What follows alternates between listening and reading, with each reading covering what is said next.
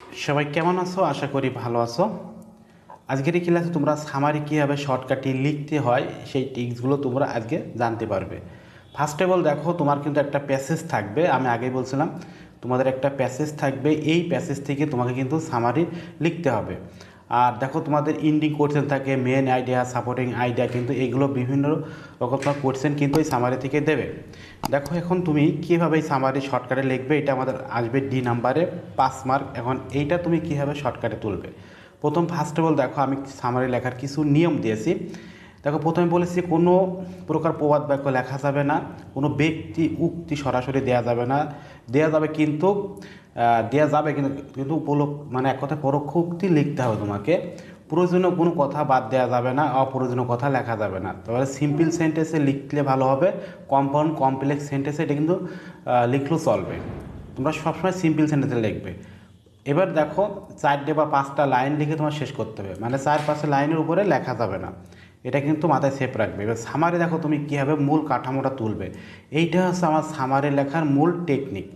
দেখো, প্রথমে তুমি সামারি এই ওয়ার্ডটা লিখবে, তারপরে কলম দিয়ে দেখো দিস প্যাসেজ, দেখো দিস প্যাসেজ ডেলস উইথ তুমি দিতে পারো, বা দিস প্যাসেজ অ্যাবাউট ইজ, যে বিষয় আসবে সেইটা তোমার ইচ্ছা।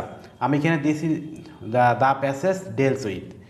এবার দেখো, এখানে মূল বিষয়টা তুলতে হবে, মানে প্যাসেজের থেকে কিওয়ার্ড তোমাকে খুঁজে বের করতে হবে। কিওয়ার্ড তুমি কীভাবে বের করবে, এক কথায় বাংলা কথা বুঝে নাও, প্যাসেজটা যে সম্পর্কে আসবে সেই বিষয়টা শুধু এখানে লিখে দেবে, আর কিছু না।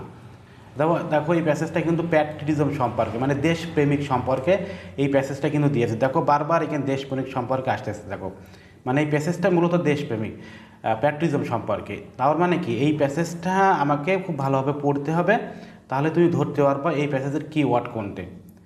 তাহলে তোমরা যেটা আসবে তোমরা এইভাবে প্যাসেজটা ভালো করে পড়ে নেবে। তারপরে এখানে লিখবো আমি প্যাট্রিজম, তারপরে ওই সেন্টেন্স, মানে এক কথায় ওই প্যাসেজ থেকে 2টা বা 3টা প্রশ্ন এখানে লিখে দেবো। আর যদি কেউ যদি মনে করো যে এখানে যে কোশ্চেন থাকবে, যে 1টা 2টা, এই কোশ্চেনের উত্তরও তুমি লিখে দিতে পারো, তোমার যেটা ভালো লাগে। দেখো, আমি নিচে আরেকটু ক্লিয়ার করি তুমি কীভাবে প্রথম লাইন কোনটে লিখবে। দেখো, আমি আরেকটা স্টাইলে দিয়েছি। দেখো, প্রথমে সামারি লিখেছি দিস প্যাসেজ ইজ অ্যাবাউট। দেখো, আমি নতুন একটা স্টাইল আরেকটা দিয়েছি, তুমি দ্য প্যাসেজ ডেলস উইথ দিতে পারো, তোমার ইচ্ছা। আমি এখন দেখো এখানে দিস প্যাসেজ ইজ অ্যাবাউট এটা দিয়েছি। তার মানে কি, আমি প্রথম লাইন কী লিখেছি, দেখো this passage is about a প্যাট্রিজম। দেখো, আমি এখানে নিছি কিন্তু এই প্যাসেজ থেকে, কিন্তু একদমই সহজ টেকনিকে।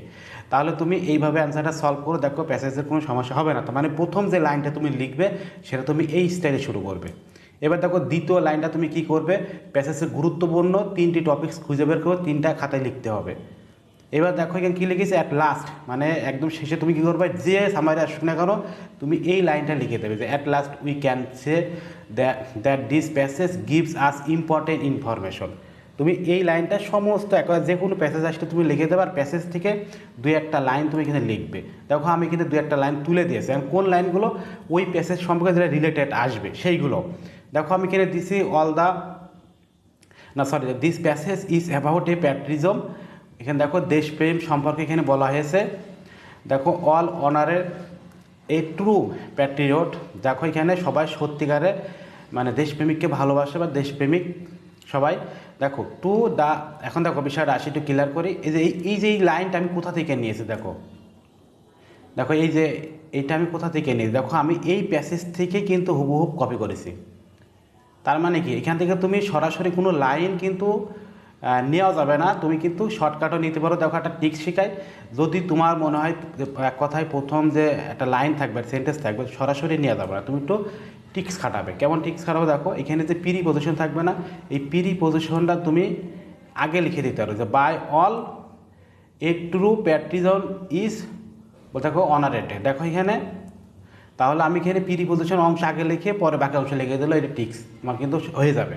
তারপর দেখো, এখান থেকে আমি সেন্টেন্সটা তুলেছি, তুমি কি করবা, টু দ্য নেশন, এইটা তুমি আগে লিখবে। তারপর দেখো ইট ব্রিংস হ্যাপিনেস দ্য প্রসপারিটি, দেখো এইটা লাস্টে লিখে দেবে। তুমি এই স্টাইলে লিখে দিলেও তুমি অনেক মার্ক পাবে।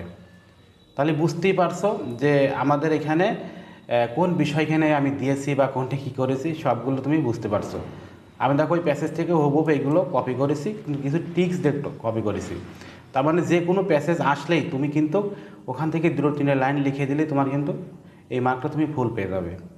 তাহলে বুঝতেই পারছো যে এই প্যাসেজের আমাদের যে মূল বিষয়ের সামারি কীভাবে লিখতে হয় সব টিক্স কিন্তু দেখাই দিলাম। পরবর্তী আরেকটা ক্লাস আমি দেখাবো মেন আইডিয়া সাপোর্টিং আইডিয়া।